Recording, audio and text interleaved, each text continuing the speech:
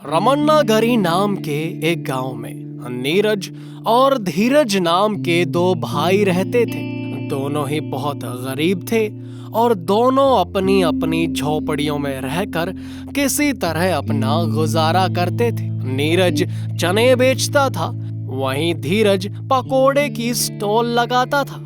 चने ले लो चने, आइए आइए और धीरज के गर्मा गर्म पकोड़े खाइए, आइए आइए।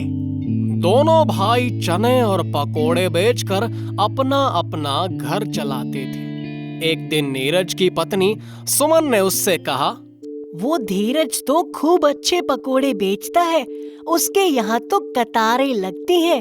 अपनी दोनों पड़ोसन तो उसके पकोड़ों के खूब पुल बांध रही थी। क्यों ना हम भी पकोड़े बेचने लगे? उन सब से कोई फायदा नहीं। पिछली बार ही हमने पकोड़े बेचे थे ना, फिर क्या हुआ? उस धीरज के पास भी कुछ खास कमाई तो है नहीं। हाँ, आप शायद सही कह रहे हैं, तभी तो वो भी हमारी तरह झोपड़ी में ही रहता है। पता नहीं वो दिन कब वापस आएंगे, जब हम भी पहले की तरह ही बड़े से घर में रह पाएंगे।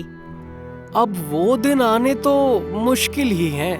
माँ बापूजी की बीमारियों में ही सारे पैसे चले गए। हाँ, और हमारा घर भी बेचना पड़ा, पर इसके बावजूद हम माँ और बाबूजी को बचा नहीं पाए। उन बातों को अब 5 साल बीत गए हैं। अब तो हमें भी इसी झोपड़ी और गरीबी की आदत हो गई है। अब यही हमारा जीवन है और यही हमारी नियति भी। वहीं दूसरी ओर पकोड़ों की बिक्री तो अच्छी है, पर ग्राहकों और बिक्री को बढ़ाने के लिए मुझे कुछ और भी करना होगा। धीरज बहुत देर तक सोचता है और फिर उसे एक युक्ति सूझती है। हाँ, ये एकदम सही रहेगा।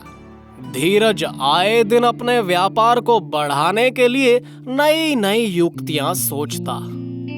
कुछ सालों बाद नीरज बहुत उदास था, तो पास से गुजरते हुए गांव के एक बहुत पुराने और विद्वान साधु ने उससे पूछा, क्या बात है बेटा, क्यों परेशान हो? मैं और वो धीरज दोनों भाई भाई हैं, एक ही जैसी झोपड़ी में रहे। बस उसने पकोड़े बेचे और मैंने चने, पर फिर भी वो आज मुझसे ज्यादा धनवान है और मैं आज भी उसी झोपड़ी में ही क्यों? आखिर उसके पास कौन से ऐसे खजाने का राज है? मैं उस खजाने का राज जानता हूँ, आओ मेरे साथ। पर कहाँ महाराज? वो साधु नीरज को गांव के सबसे बड़े कुएं के पास ले जाता है, जिसमें 2 मेंढक होते हैं जो लगातार उछल उछल कर उस कुएं से बाहर आने की कोशिश कर रहे होते हैं।